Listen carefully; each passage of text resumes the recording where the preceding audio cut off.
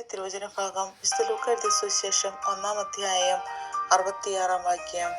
കേട്ടവരെല്ലാം ഈ ശിശു ആരായിത്തീരുമെന്ന് ചിന്തിച്ചു തുടങ്ങി. കർത്താവിന്റെ കരം അവനോട് കൂടെ ഉണ്ടായിരുന്നു.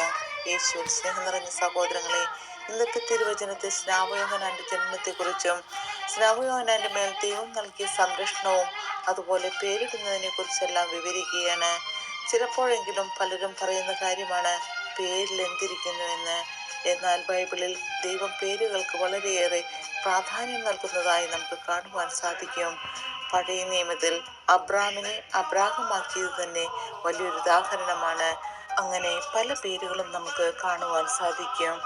എന്നതുപോലെ സക്കറിയ എന്ന പേരിനു പകരം യോഹന്നാൻ എന്നായിരുന്നു നൽകിയത്.